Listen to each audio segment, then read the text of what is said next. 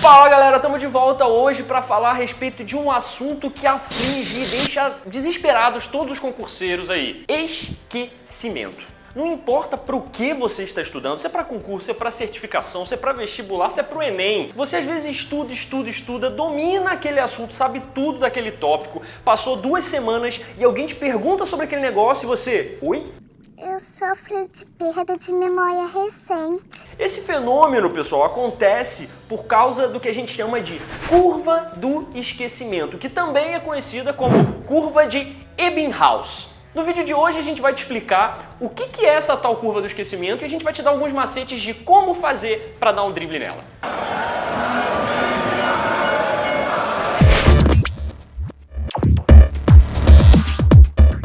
Bom, galera, para começar o nosso papo, eu quero que você imagine que o nosso cérebro é um grande balde capaz de armazenar coisas dentro dele. Toda a informação que você consome, tudo que você lê, todas as pessoas que você conversa, geram informações que vão ser colocadas dentro desse balde. A partir de agora você vai imaginar que a informação é água que está entrando dentro desse balde. Ou seja, quando você faz um curso de programação aqui com a gente na Amplia, você está jogando milhares de litros de água dentro do seu balde cérebro.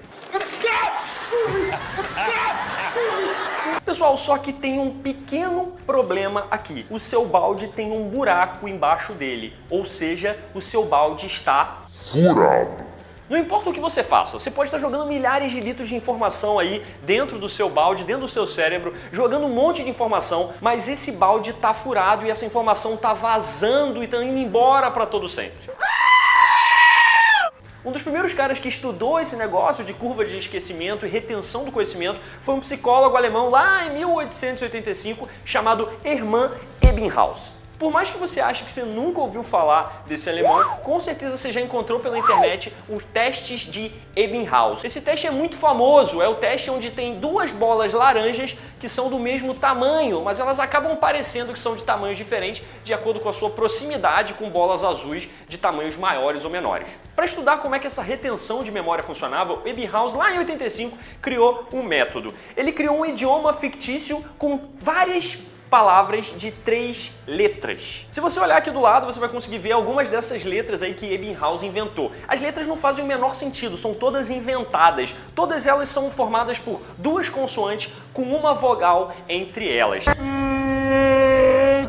A ideia era Ebbinghaus começar a estudar essas palavras, aí, esse idioma que ele mesmo inventou, ele mesmo ia começar a medir o quanto que o conhecimento ia sendo alterado conforme o tempo ia passando. O estudo do Ebbinghaus gerou o seguinte gráfico, pessoal. Galera, aqui vocês conseguem perceber algumas coisas. Você acabou de estudar, você acabou de ver uma aula da Amplia. Como os professores são muito bons e você é um aluno muito atento, você reteve 100% do conhecimento imediatamente. O problema, pessoal, é que segundo os estudos de Ebbinghaus, passados aí mais ou menos 20 minutos, você só tem, daqueles 100%, você só está retendo 58%, ou seja, você já perdeu quase metade do conhecimento aprendido. Passados mais alguns minutos, ou seja, 1 hora depois, você tem só 44%. E esse número, pessoal, tende a cair cada vez mais, chegando a quase 80% do conhecimento perdido depois de 1 mês.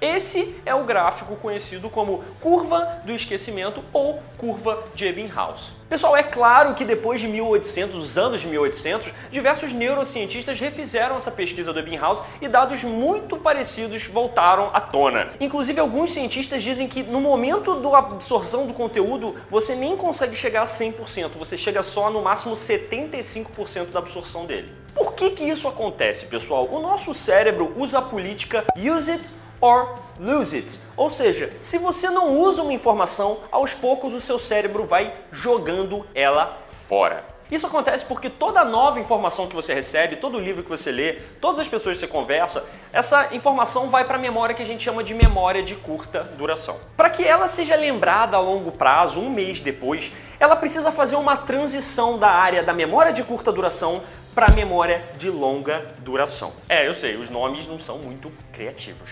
Ora, Felipe, mas então como é que eu faço para para fazer essa transição, como eu faço os conhecimentos que eu estou estudando lá, os processos de PMBOK, de ITIL que eu estou estudando, deles saírem da minha memória de curta duração e irem para minha memória de longa duração. Ou seja, a minha prova é daqui a 2 meses, eu preciso do que eu estou estudando agora fique retido por 2 meses na minha memória, eu não posso perder 80% do conhecimento. Pessoal, para resolver isso, uma palavra: repetição. Existe uma técnica que é conhecida como revisões espaçadas, que você faz diversas revisões no conteúdo aprendido de maneira a você tentar driblar a curva do esquecimento. Dá uma olhada nesse gráfico que a gente vai colocar na tela agora. Aqui, pessoal, você consegue perceber que durante o tempo está caindo o aprendizado, né? Está caindo a retenção do conhecimento, mas 15 minutos depois, o que você fez? Você reviu o conteúdo aprendido, ou seja, o seu nível de retenção aumentou de novo. Passado o tempo, o seu conhecimento está caindo novamente, mas ele está caindo numa proporção menor do que ele já estava caindo anteriormente. Quando passou um dia, ou seja, 24 horas depois daquele conteúdo aprendido, o que você fez?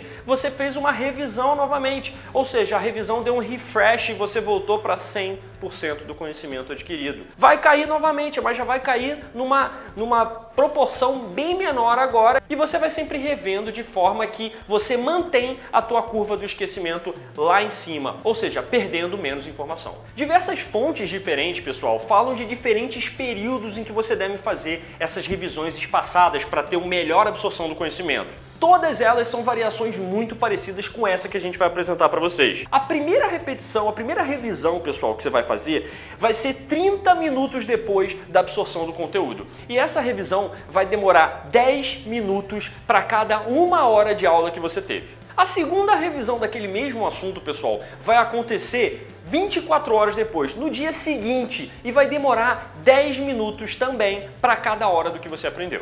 A terceira repetição vai ser um pouquinho depois, ela vai ser 7 dias depois de que você aprendeu o conteúdo, e você vai fazer uma revisão de 10 minutos de cada hora daquele conteúdo aprendido.